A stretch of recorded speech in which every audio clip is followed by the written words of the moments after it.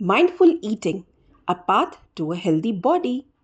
Food is a basic necessity of life. But is mindful eating necessary? Does it actually lead to a healthy body? Let's find the answer to all these questions. India is a land of diverse cultures and climates. Different states grow different crops and have their own traditional foods. For example, Punjab is known for wheat, Tamil Nadu for rice, Kerala for bananas, and so on. So, food is not just necessity, but also a reflection of our cultures, traditions, and this variety is what makes Indian food unique and interesting. But the question arises, why is there a diversity in traditional food items across various states of India? See, India is a vast and diverse country with different types of soil, climate, and culture. So, this diversity is clearly seen in the traditional food items that we consume. The food we eat is greatly influenced by the crops that are grown in our region, and this depends on the climatic condition and soil type. As I said, Punjab is famous for wheat and also sarson ka saag and makki ki roti. Manipur, that is for crops like rice, bamboo, soya bean, and so on. This shows that the traditional food of each state is usually based on the crops that grow locally. Farmers grow crops best suited to their soil, climate, and these crops from the base of the state's traditional meals. The diversity in food habits is also influenced by cultural preferences, religious practices, religious traditions, taste, etc.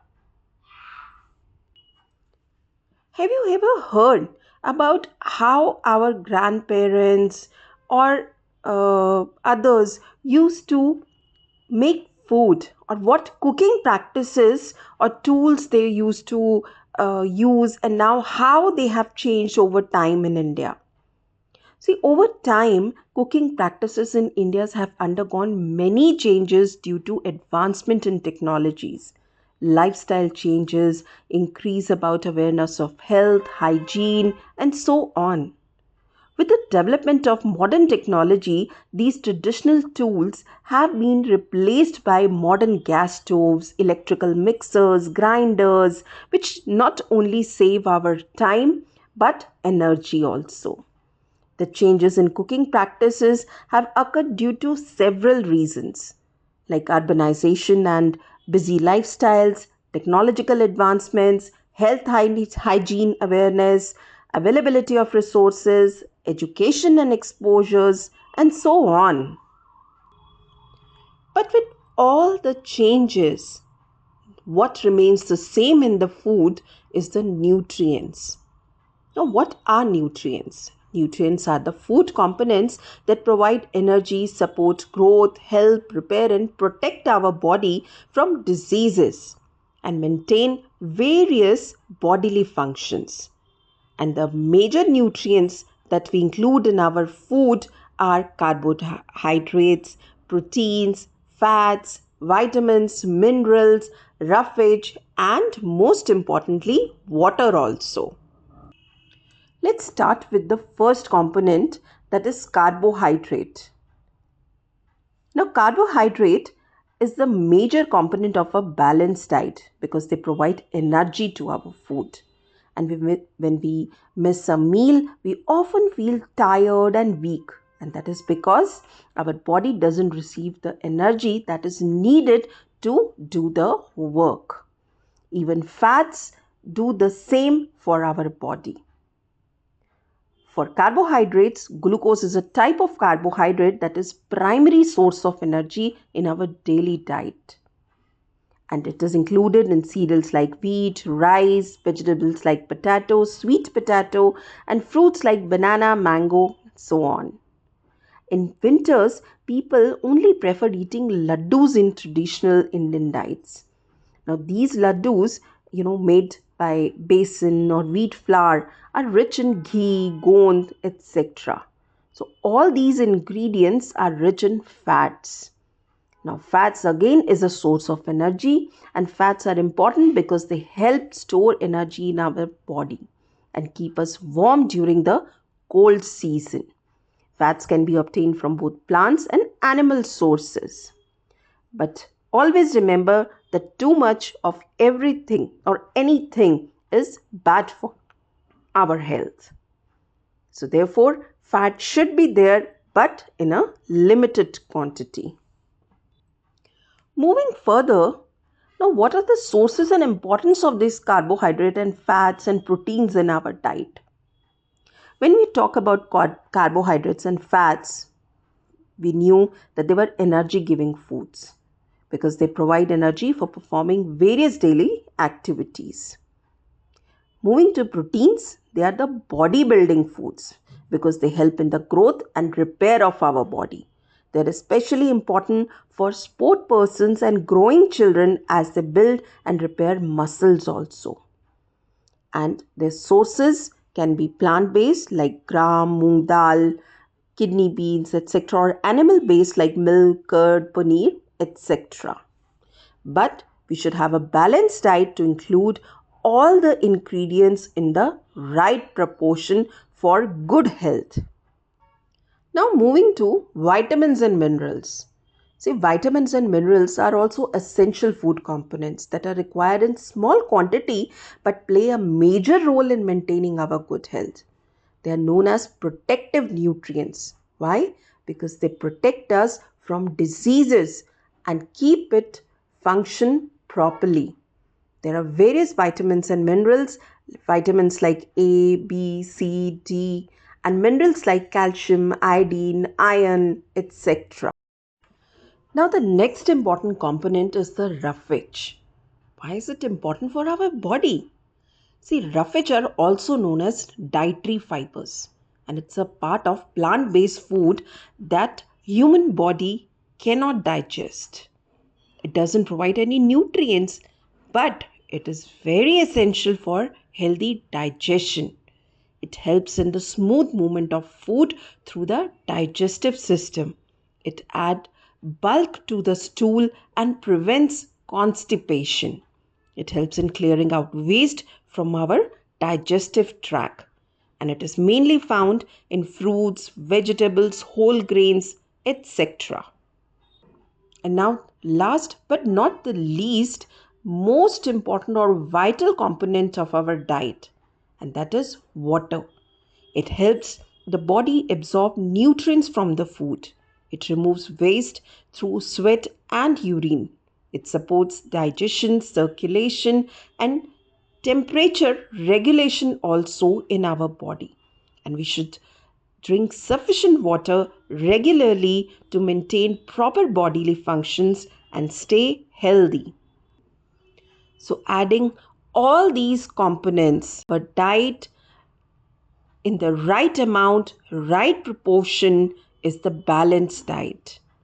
It not only provides us with energy, nutrients that is needed for growth, repair, maintaining good health, but it helps the body grow and develop properly. It boosts our immunity and protects us against many diseases.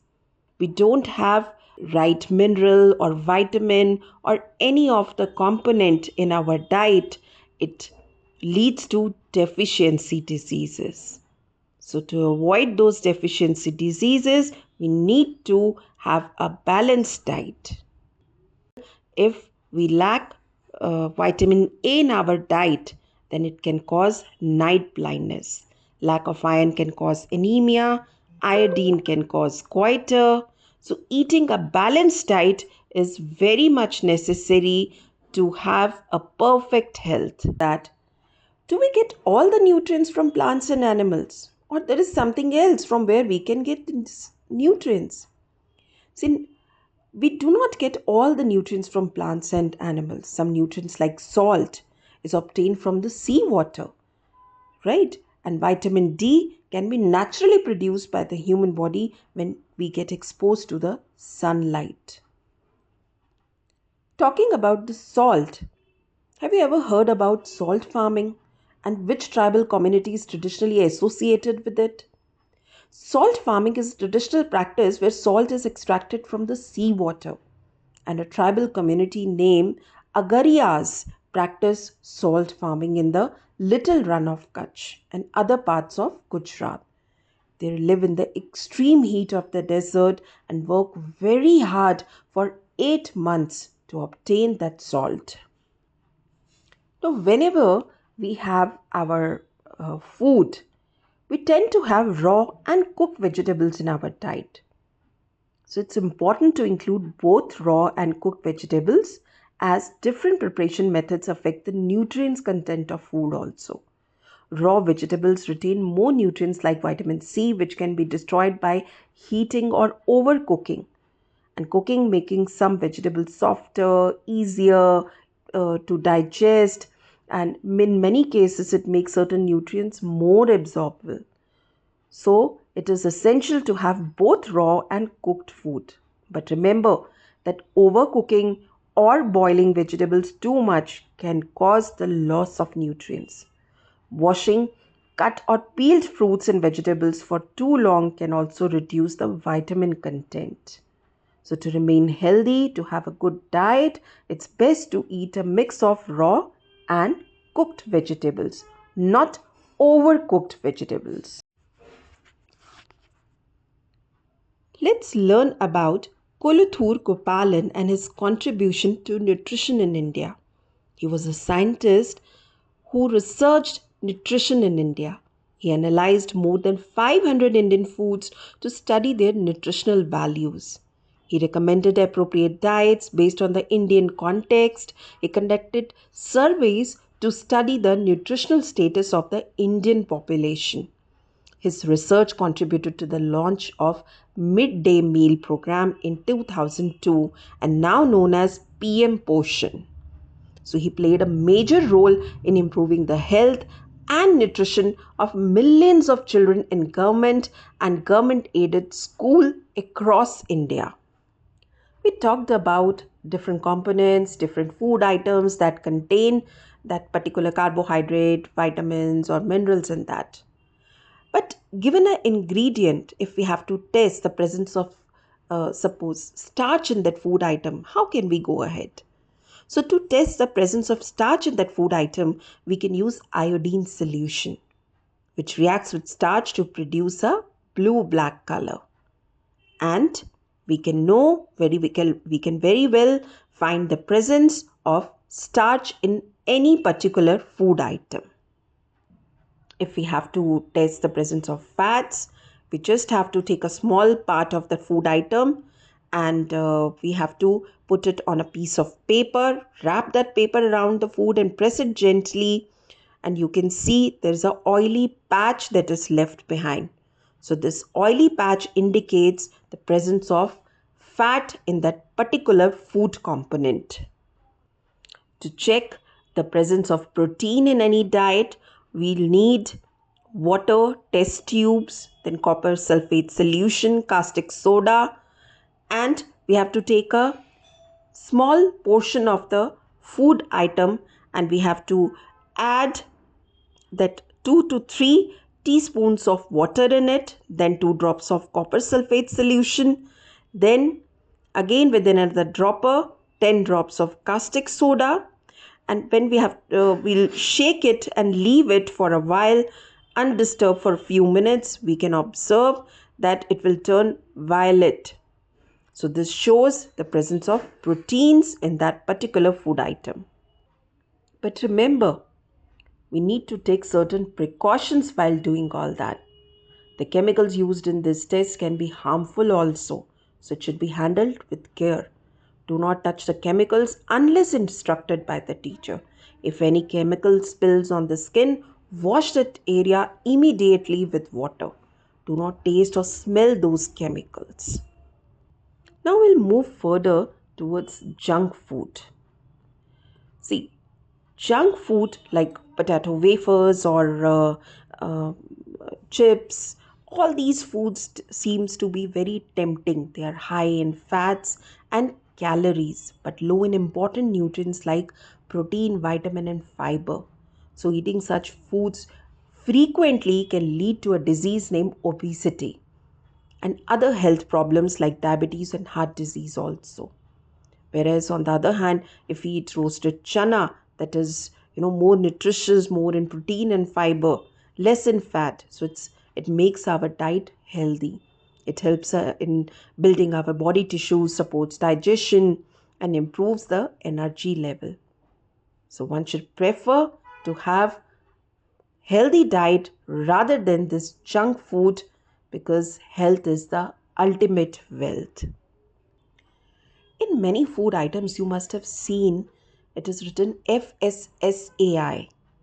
Now, this is food fortification. That is a process of adding essential nutrients to food during its processing to improve the nutritional quality. This is especially important when certain nutrients are lacking in population's diet.